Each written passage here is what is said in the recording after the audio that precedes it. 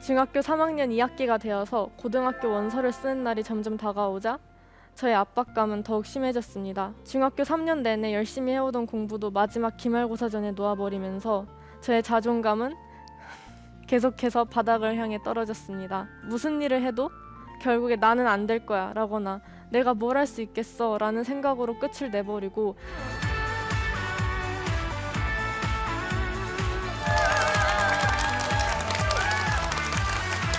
안녕하세요. 저는 남북 청소년들이 함께 공부하고 있는 다음학교에서 고등학교 과정을 공부하고 있는 김예찬이라고 합니다. 저는 오늘 제가 일반적인 고등학교 진학의 기회를 포기하고 대안학교인 다음학교를 선택하기까지의 여정과 그리고 통일에 대한 저의 관점의 변화를 나누려고 이 자리에 서게 되었습니다. 저는 모태신앙으로서 어렸을 때부터 부모님을 따라 교회에 다녔습니다. 교회에서는 항상 기도의 마지막에 나라와 민족 그리고 통일을 위한 기도를 했고 어렸을 때 교회는 저에게 생각의 중심이나 다름없었기 때문에 저는 자연스럽게 통일이 이루어져야 되는구나 하고 생각하면서 통일을 긍정적으로 받아들이게 되었습니다. 하지만 시간이 지나고 자라고 생각이 많아지면서 저에게 통일은 점차 와닿지 않는 머나먼 이야기가 되어갔습니다. 북한은 그저 뉴스에서만 보는 가깝지만 위험한 나라일 뿐이었고 탈북민의 존재 또한 그저 불쌍하고 우리가 보듬어 주어야 하는 그런 존재 이상으로밖에는 다가오지 않았습니다. 당연히 통일에 대해서도 거부감이 들었고 굳이 남한과 북한이 한 나라가 되어야 하나? 라는 생각을 자주 가지곤 했습니다. 그러던 중 중학교 1학년 말에 저는 교회 특별새벽기도에서 남북한 청소년들이 함께 공부하는 다음학교라는 곳에 대해 알게 되었습니다. 다음학교에 가고 싶다라는 간절함이 커지면 커질수록 한편으로 저의 미래에 대한 불안감 또한 커져만 갔습니다. 친구들은 일반 고등학교로 진학을 해서 내신을 관리하고 수능을 준비하면서 대학 입학을 준비할 텐데 내가 지금까지 자라오고 공부해온 환경과 전혀 다른 곳에서 잘 적응하면서 나의 미래를 준비해 갈 수 있을까가 제 가장 큰 고민이자 걱정거리였습니다. 중학교 3학년 2학기가 되어서 고등학교 원서를 쓰는 날이 점점 다가오자 저의 압박감은 더욱 심해졌습니다. 중학교 3년 내내 열심히 해오던 공부도 마지막 기말고사 전에 놓아버리면서 저의 자존감은 계속해서 바닥을 향해 떨어졌습니다. 무슨 일을 해도 결국에 나는 안 될 거야 라거나 내가 뭘 할 수 있겠어 라는 생각으로 끝을 내버리고 시종일관 비관적이고 우울한 자세를 계속 유지하면서 제 자신이 너무나도 작고 한심하게 느껴졌습니다. 중학교의 진로상담 선생님께 저의 진로에 대한 고민을 가지고 상담을 신청을 했지만 돌아온 답변은 내신을 관리하기 쉬운 고등학교로 가라라는 말뿐이었습니다. 고민을 거듭하다가 저는 마지막으로 교회 전도사님께 상담을 요청했습니다. 전도사님께서는 공부가 인생의 다가 아니고 너가 정말 원하고 가고 싶은 길이 있다면 그 길을 가는 것도 좋은 하나의 방법일 수 있다라고 대답을 해주셨습니다. 간단한 상담이었지만 그 상담으로 인해서 저는 다시 저의 선택에 대해 용기를 얻었고 제가 정말 원하는 배움을 얻을 수 있는 학교가 어디인지 다시 생각하게 되었습니다. 전도사님의 긍정적인 답변과 부모님의 많은 기도로 인해 저는 그렇게 다음 학교 입학을 결정하게 되었습니다. 사실 다음 학교에 입학하는 것 자체가 저에게는 큰 도전이었습니다.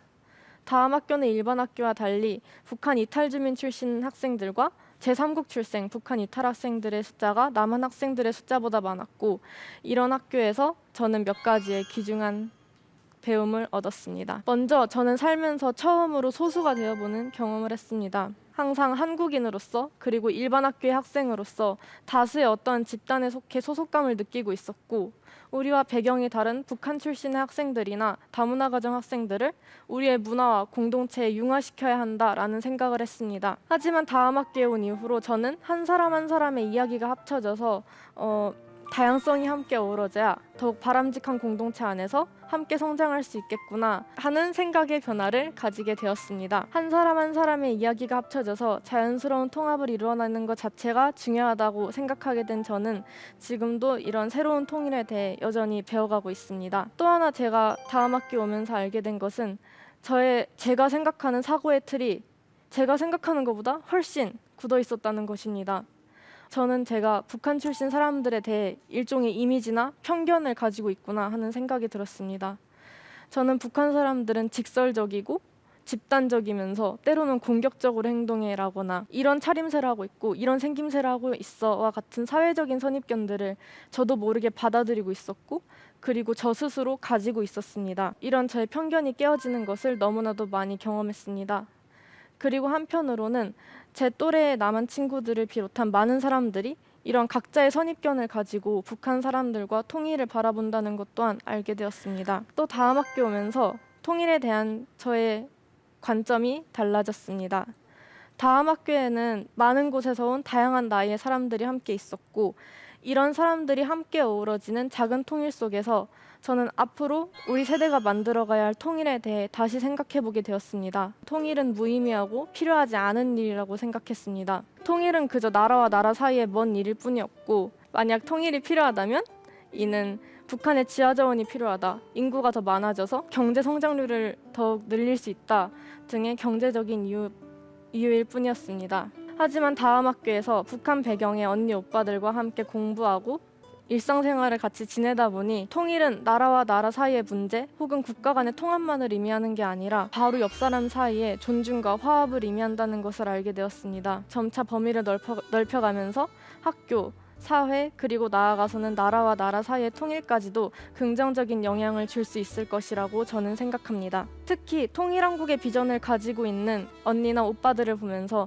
저 또한 대한민국의 통일, 그리고 그 통일의 과정에 함께하는 저의 미래를 꿈꾸게 되었습니다. 마지막으로 저는 진로에 대한 새로운 시각을 가지게 되었습니다. 저는 어릴 때 요리사, 선생님, 디자이너 등과 같이 다양한 꿈을 가지고 있었고 제가 가지게 될 직업이 뭔지, 제가 앞으로 가질 직업이 뭔지 항상 기대가 되었습니다. 하지만 꿈이 뭐니? 라는 질문이 너의 진로 계획이 어떻게 되니? 너의 입시 계획은 어떻게 되니? 라는 질문으로 바뀌어가면서 저는 자연스럽게 저의 성적과 저의 진로를 저울질하기 시작했습니다. 그저 평범하고 안정적으로 돈을 많이 벌면 좋다라는 한국 사회가 제시하는 기준과 똑같은 관점을 가지고 저의 미래를 바라보았습니다. 하지만 다음 학기에 진학하게 되면서 저는 제 꿈을 재탐색하는 시간을 가지게 되었습니다. 보람을 가지고 목표를 향해 나아갈 수 있는 저의 꿈이 무엇인지 고민하기 시작했습니다. 아직 저의 꿈이 확실히 정해지지 않았고 꿈을 찾아가는 과정에 있지만 저는 저의 미래를 끊임없이 계획하는 사람이 되고 싶습니다. 하나님은 저의 처음과 끝을 알고 계시고 저를 항상 인도해 주신다는 것입니다. 그리고 제가 다음 학기에 온 이유도 이런 하나님의 계획의 일부라고 생각하면서 저의 미래를 준비해 나아가려고 합니다. 많은 분들이 제가 일반적인 고등학교 진학의 기회 대신에 다음 학교 진학을 선택하는 것에 대해 걱정을 많이 해주셨습니다. 하지만 저는 다음 학교에 진학함으로써 훨씬 값지고 특별한 기회를 얻었다라고 생각합니다. 이렇게 이 방송에서 저의 이야기를 나누는 것 또한 굉장히 뜻깊은 경험이라고 생각되면서 앞으로 다음 학교에서 더욱 성장하고 싶은 저와 이러한 저를 인도해 주시는, 이런 부족한 저를 인도해 주시는 하나님을 기대하면서 저의 이야기를 마치도록 하겠습니다. 감사합니다.